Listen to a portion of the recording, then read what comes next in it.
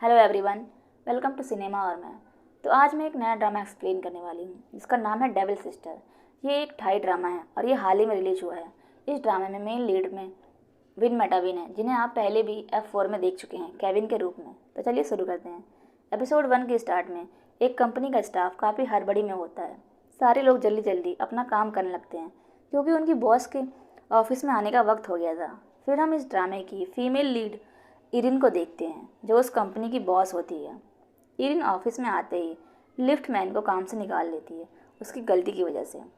इसके बाद हम इस ड्रामा के मेल लीड नामचा को देखते हैं, जो कि एक जानवरों का डॉक्टर है और वो साइकिल से कहीं जा रहा होता है और ये सीन यहीं पर कट हो जाता है। फिर हम एक लड़की को देखते हैं जिसका नाम फ्लॉयजान होता है। वो हॉस्पिटल गई होती है अपने डॉग को लेकर। उसके डॉग का नाम एक्शन होता है। फ्लॉयजान हॉस्पिटल की रिसेप्शनिस्ट से बोलती है कि मेरा डॉग बहुत बीमार है। हॉस्पिटल की नर्स और रिसेप्शनिस्ट बोलती हैं कि आजकल तुम्हारा डॉग कुछ ज़्यादा ही बीमार होने लगा है, क्योंकि वो जानती थी कि प्लॉयजन डॉग का बहाना बनाकर डॉक्टर नामचा से मिलने आई है। इसके बाद प्लॉयजन पूछती है कि क्या डॉक्टर अंदर हैं, तो वो लोग हाँ बोल देती हैं। तभी डॉक्टर टैन कैबिन से बाहर आकर प्लॉयजन को हाय बोलती है और डॉग को देखकर कहती है कि क्या यही पेशेंट है। प्लॉयजन डॉक्टर टैन से पूछती है कि आप यहाँ पर क्या कर रही हैं। इस टाइम पर तो डॉक्टर नामचा को होना चाहिए था हॉस्पिटल में। डॉक्टर टैन कहती है आज डॉक्टर नामचा थोड़ा देर से आएंगे, इसलिए मैं उनकी जगह पर काम कर रही हूँ। फिर प्लॉयजन को कॉल आती है और वो काम का बहाना बनाकर वापस घर चली जाती है। फिर हम इरिन को देखते हैं जो मीटिंग में होती है। इरिन अपने एक एम्प्लॉय को डांट रही होती है, जो कि एक प्रेजेंटेशन दे रही होती है रोमांटिक नॉवल के ऊपर। इरिन उसे कहती है कि मैंने तुम्हें 1 हफ्ते का टाइम दिया था और तुम मुझे ये दिखा रही हो। क्या तुम ये बात नहीं जानती हो कि हमारी कंपनी लव स्टोरीज और रोमांटिक नॉवेल्स पब्लिश नहीं करती है। एम्प्लॉय बोलती है पर मैम, अभी हमारी ऑडियंस को लव स्टोरीज ही पसंद है। इरिन गुस्से में प्रोजेक्टर पर पेन देकर मारती है, जिससे वो बंद हो जाता है। इरिन कहती है तो तुम अब ये चाहती हो कि हमारा पब्लिशिंग हाउस, जो हमेशा से डॉक्यूमेंट्री और हिस्ट्री पब्लिश करने के लिए जाना जाता है, वो अब रोमांटिक स्टोरीज पब्लिश करेगा। तुमने अपने दिमाग में ये आइडिया लाया कहाँ से है। तभी एक और एम्प्लॉय बोलती है और ये एम्प्लॉय इरिन की छोटी बहन होती है जिसका नाम इन होता है। इन कहती है मुझे लगता है कि वो सही कह रही है, हमें एक माइनर पब्लिशिंग हाउस खोलना चाहिए जिसमें सिर्फ यंग लोगों के लिए नॉवल छप सके। ये एक अच्छा मौका हो सकता है न्यू जनरेशन के लिए और इससे हमें नई ऑडियंस भी मिल जाएगी।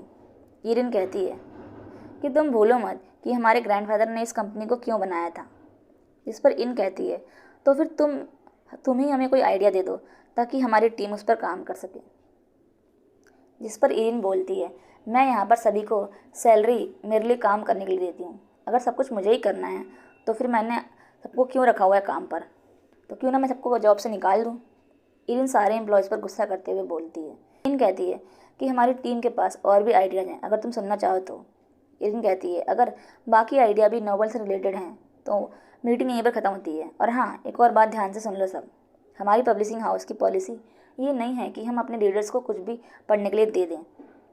इसके बाद हम नामचा को देखते हैं जो हॉस्पिटल पहुंच चुका होता है और उसके हाथ में एक बॉक्स होता है। तभी प्लॉयजन भी वहां पर आ जाती है और डॉक्टर नामचा को देखकर उसके पास जाती है। प्लॉयजन पूछती है कि अच्छा हुआ डॉक्टर आप आ गए। नामचा बॉक्स प्लॉयजन को दे देता है पकड़ने के लिए और कहता है कि मैं बहुत जल्दी में हूँ। प्लॉयजन पूछती है कि आप अभी तक कहाँ थे डॉक्टर। नामचा कहता है कि इस बॉक्स में एक स्नेक है, इसका एक कार से एक्सीडेंट हो गया है, जिसे कार से चोट लग गई है। प्लॉयजन तो स्नेक का नाम सुनते ही वहीं पर बेहोश हो जाती है, पर डॉक्टर नामचा बॉक्स को पकड़ लेते हैं। हॉस्पिटल में डॉक्टर नामचा उस स्नेक का ऑपरेशन करके उसे बचा लेता है। प्लॉयजन उठती है तो डॉक्टर टैन उससे कहती है तुम ऐसे क्यों चिल्ला रही थी, कैसे उस स्नेक ने तुम्हें काट लिया हो। ये सुनकर प्लॉयजन फिर से डरने का नाटक करने लगती है। डॉक्टर टैन कहती है कि डॉक्टर नामचा ने उस स्नेक को बचा लिया है। प्लॉयजन कहती है बचा लिया, पर क्यों, अगर वो डॉक्टर नामचा को काट लेता तो फिर क्या होता। टैन कहती है भूलो मत कि डॉक्टर नामचा एक वेटरनरी डॉक्टर हैं और उनका काम ही है एनिमल्स को बचाना, और वो स्नेक कोई जहरीला नहीं था, समझ गई। तभी नामचा बाहर आता है और कहता है कि उस स्नेक को अब भी प्रॉपर केयर और रेस्ट की ज़रूरत है ताकि वो ठीक हो सके। फिर नामचा प्लॉयजन से पूछता है कि अब वो ठीक तो है। प्लॉयजन कहती है मुझे अभी भी थोड़ा चक्कर जैसा आ रहा है। नामचा प्लॉयजन से सॉरी बोलता है। इसीलिए क्योंकि वो नहीं जानता था कि प्लॉयजन इतना डर जाएगी स्नेक को देखकर। प्लॉयजन कहती है कि डॉक्टर, क्या आप मुझे बाहर से उठाकर अंदर लाए थे? नामचा कहता है, नहीं, मैंने अपने हॉस्पिटल के स्टाफ को बोला था। प्लॉयजन के चेहरे का तो रंग ही उड़ जाता है, क्योंकि उसे तो डॉक्टर नामचा के साथ रहने का बहाना चाहिए था। प्लॉयजन फिर से चक्कर आने का नाटक करने लगती है नामचा के आगे। ये देखकर डॉक्टर टैन इरिन को कॉल करती है और उससे पूछती है कि तुम अभी बिजी तो नहीं हो ना? इरिन कहती है, हाँ बिजी तो हूँ, पर तुम बताओ तुम क्या कर रही हो? टैन कहती है, मुझे तुम्हारी हेल्प चाहिए थी। इरिन कहती है, पर किस लिए? टैन कहती है, मेरे छोटे भाई नामचा के लिए। यहाँ पर मैं आपको बता दूँ कि टैन और नामचा भाई बहन हैं। नामचा टैन का छोटा भाई है। इसके बाद हम नामचा को देखते हैं जो रिसेप्शन पर अपना शेड्यूल पूछ रहा होता है। तभी एक आदमी अपने डॉग को लेकर आता है जो पॉइजन था। नामचा उस डॉग को ऑपरेशन रूम में लेके जाता है, जहाँ पर बाकी डॉक्टर उसे ऑपरेशन करने से मना कर देते हैं, क्योंकि ये पॉइजन का केस था और नामचा के पास अभी तक इतना एक्सपीरियंस नहीं था। नामचा को वहाँ से जाना पड़ता है। उधर इरिन भी इनको डांट रही होती है मीटिंग में हुए इंसिडेंट को लेकर। इरिन कहती है, तुम उस तरह के कंटेंट को पब्लिश करने की परमिशन कैसे दे सकती हो? क्या तुम नहीं जानती हो कि हमारे रीडर्स को क्या पसंद है? अगर तुम ऐसे ही गलत फैसले लोगी तो आगे तुम क्या करोगी? ये सारी बातें चुपचाप सुन लेती है। नामचा अपने कैबिन में होता है तो टैन भी वहाँ पर आती है। वो कहती है, तुमने इस स्नेक को यहाँ पर क्यों रखा हुआ है? नामचा कहता है, तुम इस तरह से क्यों रिएक्ट कर रही हो? ये कितना क्यूट है, देखो ना।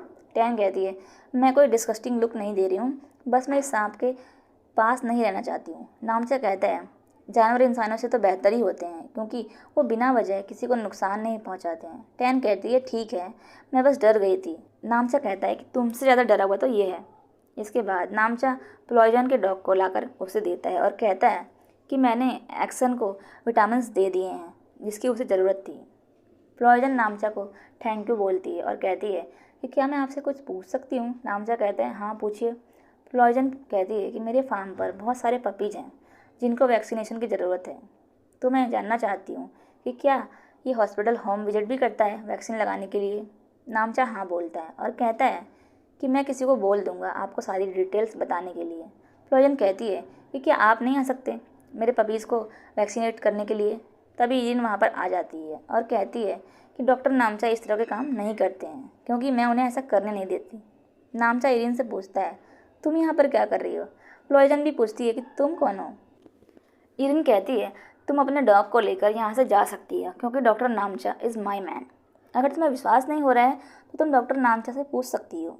इरिन नामचा को लेकर हॉस्पिटल के बाहर आ जाती है। नामचा इरिन से कहता है, तुम क्या जेलस हो रही हो उस लड़की से? इरिन कहती है, मैं तुमसे बहुत बड़ी हूँ तो थोड़ा रिस्पेक्ट से बात करो। नामचा कहता है, अगर तुम जेलस नहीं हो रही थी तो तुमने अंदर वो सब क्यों किया? इरिन कहती है, मैंने ये सब तुम्हारी बहन टैन के कहने पर किया है। टैन को वो लड़की पसंद नहीं थी। वो लड़की बहुत ही चालाक है और तुम बहुत इनोसेंट हो, इसीलिए उससे दूर ही रहना।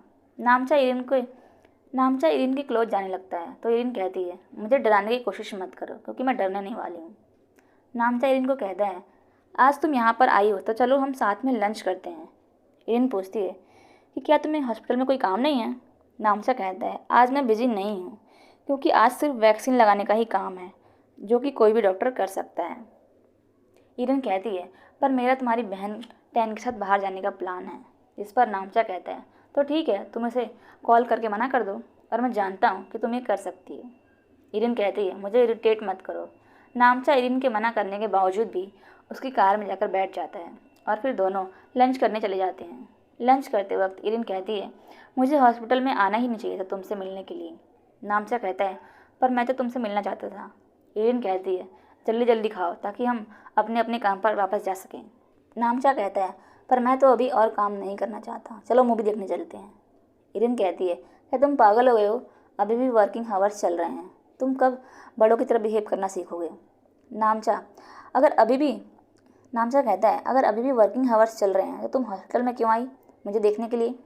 क्या तुम्हारे ऑफिस में कुछ हुआ है? इरिन कहती है, तुम्हें कैसे पता? नामचा कहता है, क्योंकि मैं जानता हूँ, क्योंकि मैं भी तो काम करता हूँ और मैंने हाल ही में ग्रेजुएशन किया है, वो भी फर्स्ट ऑनर डिग्री से। इस पर इरिन कहती है, अच्छा, तो तुमने आज तक कोई ऑपरेशन भी किया है या फिर सिर्फ वैक्सीन ही लगाते रहते हो? इस पर नामचा कहता है, क्या टैन ने तुम्हें इस बारे में बताया है? इरिन कहती है, मैं तो बस तुम्हें चिढ़ा रही थी। नामचा कहता है, मैं थक चुका हूँ ये सुनकर कि मैं एक न्यू कमर हूँ और मुझे अभी भी और प्रैक्टिस करनी होगी। इस बात पर इरिन को फ्लैशबैक याद आता है जब इरिन और नामचा एक दूसरे को डेट कर रहे थे और उस वक्त इरिन